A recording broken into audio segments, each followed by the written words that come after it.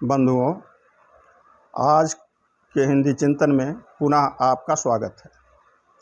आज हमारा विषय भगवान श्री हरि विष्णु जो अपने शरीर पर जिन उपादानों को धारण करते हैं उनके बारे में चर्चा करनी है। वही भगवान विष्णु जो बार बार रामावतार धारण करते हैं और पृथ्वी से समस्त पापों का नाश कर सज्जनों को स्थापित करते हैं, उन्हीं की एक चर्चा ये भी है। तो सिया राम मैं सब जग जानी, करहूँ प्रणाम जोरी जुग पानी। ऐसे श्री हरि जो कल्प कल्प में रामावतार लेकर के पृथ्वी के समस्त दूषणों को हटाते हैं, वो श्री हरि जब अपने चतुर्भुज रूप में हमारे सामने उपस्थित होते हैं तो हमारे मुनिजन, हमारे विद्वज्जन या हमारे जितने भी भक्तजन हैं, उनकी छवि का जब अवलोकन करते हैं तो वर्णन करते हैं कि शंख चक्र गदा पद्म वनमाला विभूषण। शंख, चक्र, गदा और पद्म भगवान अपने चारों हाथों में इनको धारण करते हैं और हृदय पर कौस्तुभ और वनमाला धारण करते हैं। तो यहाँ पर हमें ये देखना है कि शंख का अर्थ क्या है, गदा का अर्थ क्या है, कमल का अर्थ क्या है, और शंख चक्र गदा पद्म, पद्म का अर्थ क्या है, चक्र का अर्थ क्या है। यदि आप अध्यात्म में जाएं तो आप देखेंगे कि जो संपूर्ण ब्रह्मांड का प्राण तत्व है उसी की प्रतीक है यह कौमुदी नामक गदा, जिसे भगवान श्री हरि हमेशा अपने हाथ में धारण करते हैं। दूसरा है शंख। जीवन के लिए जल कितना महत्वपूर्ण है यह किसी से छिपा नहीं है। संपूर्ण ब्रह्मांड का जो जल तत्व है उसकी संपूर्ण शक्ति को धारण करने के लिए भगवान श्री हरि अपने हाथ में शंख धारण करते हैं, जो जल शक्ति का प्रतीक है। अब आता है चक्र की बात।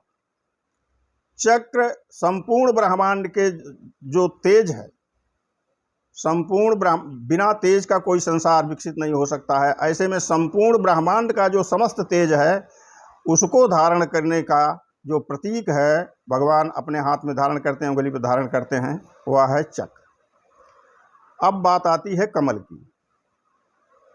पद्म, जिसको हम कमल कहते हैं, वह यश, ऐश्वर्य, ज्ञान, वैराग, धन, लक्ष्मी इत्यादि का द्योतक है।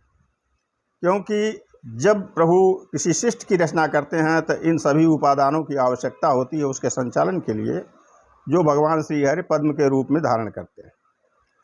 अब रही बात अगर उनके अन्य अंगों के बारे में हम सोचें तो भगवान के हृदय पर जो वनमाला की बात आती है, बहुत सारे भाई हमारे जानते भी होंगे कि वनमाला क्या है। अगर नहीं जानते हैं तो अयोध्या के कुछ संतों के द्वारा मैंने वनमाला की परिभाषा सुनी थी, वो आपको बता रहा हूँ कि तुलसी कुंद मंदारौ पारिजात सरोरुहौ एतैता ग्रथिता माला वनमाला प्रकीर्तते। भगवान श्री हरि के हृदय पर विराजमान जो माला है उसमें तुलसी की पत्तियाँ, कुंद के पुष्प, पारिजात के पुष्प और सरोरु यानी कमल, तुलसी कुंद मंदारौ, भगवान शिव का परम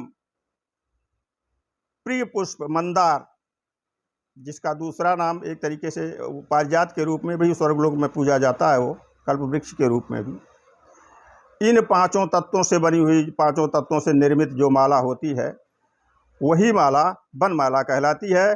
जबकि अगर आप अध्यात्म में जाएं तो सत, रज, तम इत्यादि जितने गुण हैं इन्हीं की माला को भगवान धारण करते हैं, उसी को वनमाला कहा जाता है। अब हम आते हैं, आपने देखा होगा श्री हरि के शरीर पर जनेऊ विद्यमान है। वह जनेऊ जो है आ उ मा जो प्रणव है इसका प्रतीक है, जिसके द्वारा संपूर्ण यूनिवर्स भगवान श्री हरि अपने नियंत्रण में रखते हैं। आकाश तत्व ही उनकी तलवार है, खड्ग है, और अज्ञान या कलुष ही उनकी ढाल है। भगवान श्री हरि का जो सारंग धनुष है वही काल है और उनका जो निषंग है वही कर्म है। तो इस तरह से अन्य वस्तुएं भी भगवान जो धारण करते हैं अपने साथ में, जैसे पीताम्बर है, तो पीताम्बर की कल्पना उन छंदों के रूप में की गई है जिन छंदों के जरिए भगवान की स्तुति की जाती है, उसे ही हम पीताम्बर कहते हैं। ये रही भगवान के द्वारा धारण की जाने वाली वे वस्तुएं जिनके बारे में आज हमने ये चर्चा की। हिंदी चिंतन में इसी तरह की कुछ बातें हम अगले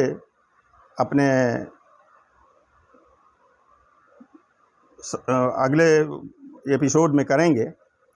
आज बस यहीं इस विषय को समाप्त करते हैं। जय श्री राम।